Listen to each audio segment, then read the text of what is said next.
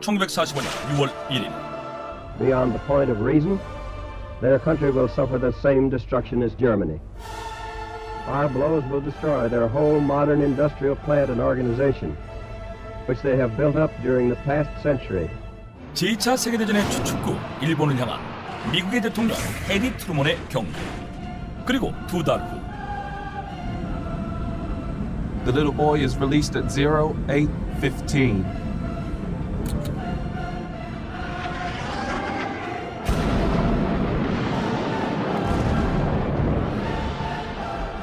역사는 이를 이렇게 불렀다. 원자폭탄 투하. 미국이 일본의 행복을 끌어내기 위해 1945년 8월 6일 일본 히로시마, 8월 9일 나가사키에 원자폭탄을 떨어뜨린 사건으로 그 결과 제2차 세계대전이 끝나지만 폭발 당시 순간온도는 무려 4,000도. 사람이 흔적도 없이 증발할 만큼 엄청난 위력에 민간인 희생자도 20만 명에 달했다. 일본은 미국의 무조건 항복 요구에 모쿠사츠, 대답을 유보한다고 발표했지만 이 단어에는 묵살이라는 뜻도 있었기에 미국은 일본이 자신들의 요구를 묵살했다고 받아들였고 격분한 나머지 일본의 원자폭탄을 떨어뜨린 것이다. 그런데 Where are the two primary targets? Kyoto and Kokura, sir. 애초에 원폭 투하지로 결정됐던 건 전혀 다른 도시였다. 문화재가 많아 상징적인 의미가 있는 데다 교통의 요지의 전략적 요충지인 교토였다. 그런데 No, we mustn't drop the bomb on Kyoto. 당시 스팀슨의 나이 78세. 미국 관료 중 최연장자인데다 과거 전쟁에서 공을 많이 쌓았기에 트루먼 대통령은 그의 의견을 무시할 수 없었고 결국 교토가 아닌 히로시마에 원자폭탄을 투하한다. 그리고 3일 후인 8월 9일 일본이 여전히 항복하지 않자 미국은 2차 공격을 감행하는데 Bob's car is setting off to Kokura. 2순위 후보지 고쿠라와 니가타 중 고쿠라로 향하는 폭격기. 그런데 We are hovering over Kokura, but almost zero visibility. Can't find the aiming point. 당시 고쿠라 상공을 가득 메운 짙은 구름. 폭격을 예상한 한 제철소에서 일부러 콜타르를 태워 대량의 검은 연기를 만들어냈기 때문이다. 설상가상, 상공을 세 차례나 선회한 탓에 폭격기의 연료마저 부족한 상황. We can't waste any more time, sir. Tell us what to do. Target has been changed. You are going to Nagasaki. We dropped the bomb on Nagasaki. 폭격기는 고쿠라에서 20분 떨어진 나가사키로 날아가 원자폭탄을 떨어뜨린다. 이 운명의 장난으로 투하 당일에만 히로시마 7만 명, 나가사키 4만 명의 시민들이 목숨을 잃었는데 히로시마의 사람들은 여느 때와 같이 맑은 아침을 맞았습니다. 다른 점이 있다면 하늘 위에는 3개의 폭격기가 떠 있었죠. 원래 실제 폭격을 위해서는 수십 대의 폭격기가 몰려왔기 때문에 3개의 폭격기는 폭격이 아닌 정찰용이라고 생각했습니다. 그래서 공습 경보가 울려도 사람들은 큰 반응이 없었죠. 그 순간 이놀라게이는 고도 9,300m에서 폭탄창을 열었고 뒤따라오던 한기의 B-29는 동시에 핵폭발 과정을 담을 데이터 수집 장치도 함께 떨어뜨립니다. 그리고 8시 15분 15초 상공 570m에서 리틀보이가 폭발합니다. 원래 투하하려는 목표 지점에서 200m가량 빗나갔지만 핵폭발의 위력을 본다면 그 정도는 문제가 없었습니다. 하늘에 밝게 빛나는 빛을 30만이 넘는 히로시마 사람들은 물론 옆 도시에서도 목격했습니다. 당시 너무 빛이 강해 손으로 하늘을 가렸지만 손에 있는 뼈가 다 보일 정도로 밝게 빛났다고 하죠. 데이터 수집 장치에 의하면 중심부 온도는 쇠를 기체로 바꾸는 온도를 훌쩍 넘어버린 무려 섭씨 4,000도에 달했습니다. 이렇게 강력한 빛과 함께 뒤이어 천둥 같은 소리가 들려왔죠. 그리고 폭발력에 의해 엄청난 바람이 발생했는데 이 바람의 속도는 무려 음속에 가까웠다고 합니다. 1초에 300m를 이동하는 강력한 바람이었죠. 태풍 매미의 순간 최대 풍속이 초속 75m였던 것을 본다면 상상하기 힘든 위력입니다. 이런 강력한 폭풍은 반경 1.6km의 도심을 휩쓸었습니다. 폭발이 일어난 직후 도시는 불에 휩싸이게 되었죠. 35만 명이 살았던 히로시마에서 원폭으로 8만 명이 즉사했고 7만여 명이 크게 다쳤습니다. 실제로 얼마나 죽었는지에 대한 모든 자료는 소멸해버렸기 때문에 단순히 추정된 수치입니다. 또한 히로시마에 존재하는 건물의 70%가 파괴되었죠. 한 발로 겪을 수 있는 최악의 피해였습니다. 이렇게 거대한 폭발이 도시 하나를 집어삼켰지만 일본 군부는 회의 하나 열지 않는 무응답으로 미국에게 대응했는데요. 미국은 일본이 항복은커녕 신경도 쓰지 않고 있다고 느끼죠. 이렇게 끄떡없는 듯한 모습을 보여줬지만 내부에서는 엄청난 충격과 공포를 느꼈을 것입니다. 미국은 예상했다는 듯이 두 번째 핵폭탄을 준비합니다. 히로시마에는 이놀라 게이가 핵폭탄을 실었다면 두 번째 핵폭탄 투하는 복스카가 담당했습니다. 이놀라 게이에는 분해된 핵폭탄이 탑재되었지만 복스카에는 이미 조립이 완료된 펜맨이라는 핵폭탄이 탑재되었습니다. 1945년 8월 9일 모든 준비를 마쳤지만 갑자기 복스카의 연료계통에 문제가 생깁니다. 하지만 빠르게 폭격 임무를 수행해야 하는 상황이었고 이 문제를 무시하고 작전에 바로 투입됩니다.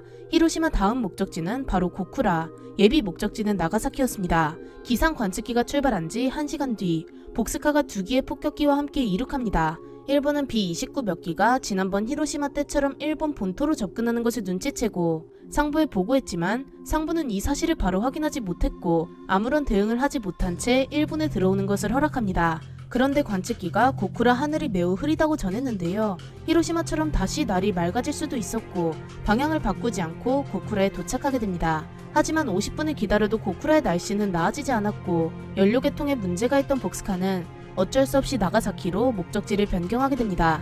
20분을 날아 나가사키에 도착한 복스카는 펜맨을 떨어뜨립니다.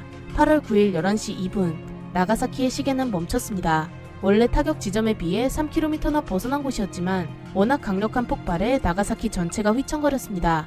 정확한 수치는 알 수 없지만 4만 명에 달하는 사람이 현장에서 즉사했고 엄청난 후폭풍으로 수많은 사람이 다치게 되었습니다. 미국은 이번에도 일본이 항복하지 않는다면 이 핵폭탄 투하를 몇십 번이고 더 할 생각이었는데요. 1945년 한 해에 총 13발의 핵폭탄 투하가 계획되어 있었습니다. 일본도 이제 무시로 일관하는 것이 불가능했습니다. 조만간 이 끔찍한 무기가 천황이 사는 궁에 떨어질 것이 분명했죠. 일주일도 되지 않은 8월 15일 일본은 공식적으로 항복합니다. 천황이 직접 방송에 대고 일본의 항복을 알렸죠. 광적으로 전쟁에 매달리던 일본도 두 방의 핵폭탄을 맞고 결국 무너집니다. 미국이 내놓은 최후의 수단은 바로 리틀보이와 펜맨이라고 불리는 원자폭탄이었습니다. 리틀보이는 세계 최초로 실험용이 아닌 실전을 위해 만들어진 핵무기이자 실제로 사람이 사는 도시에 투하된 최초의 핵무기이죠. 그렇게 1945년 8월 6일 새벽 2시 45분 리틀보이를 실은 폭격기 에놀라 게이는 마침내 일본의 히로시마를 향해 날아올랐습니다. 히로시마의 연료 배급 통제조합에서 일하던 노무라 에이조는 8시에 출근에 조례를 하고 나서 서류를 가지러 건물 지하창고로 내려갔죠. 그가 지하창고로 내려간 직후인 8시 15분 리틀보이가 히로시마 상공에 투하되었습니다. 그리고 리틀보이는 히로시마의 상공 약 570m 위치에서 폭발했죠. 이때 엄청나게 밝은 빛이 온 도시를 밝혔고 이 빛으로 인해 실명한 사람도 있었으며 손으로 빛을 가리니 손의 뼈가 보일 정도였다고 합니다.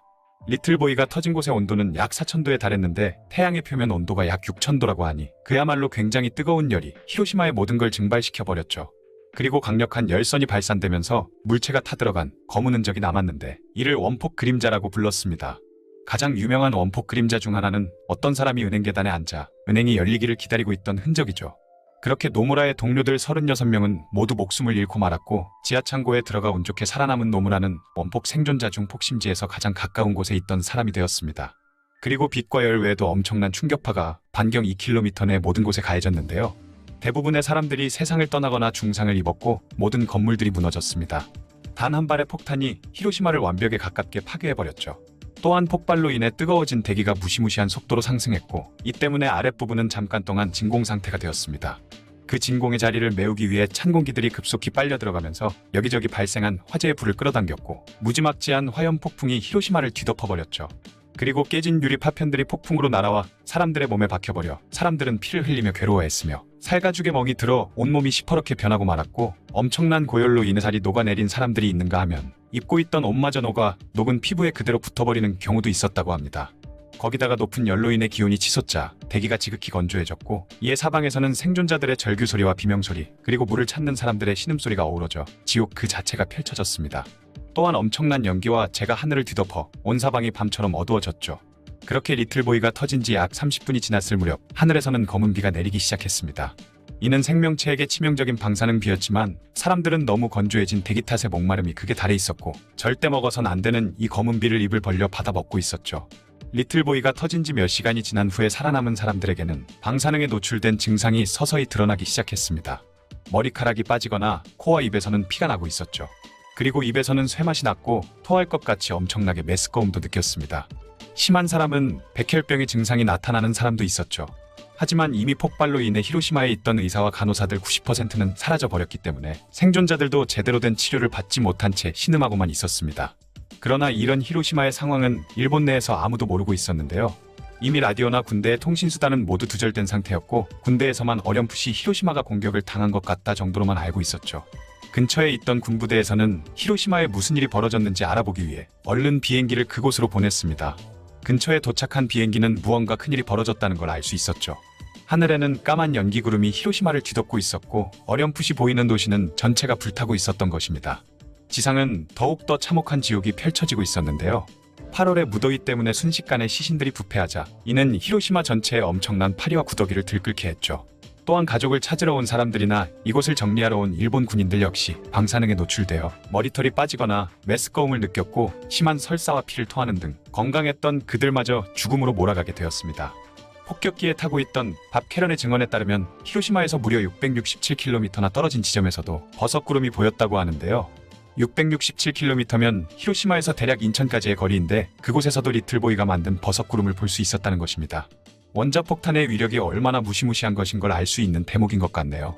일본의 윗대가리들이 서로 자신의 안위만 걱정하며 싸울 때 나가사키에 떨어지지 않아도 되었을 폭탄이 결국 터져 무수히 많은 국민들이 목숨을 잃고 만 것이었죠. 어쨌든 원자폭탄 2방을 연달아 맞은 일본은 더 이상 미국을 상대로 저항이 불가능하다는 걸 확실히 알게 되었고 한 발밖에 없는 줄 알았던 원자폭탄이 연달아 또 터지자 다음 차례는 교토에 떨어질 것 같은 두려움에 결국 항복하기로 결정하게 되었죠.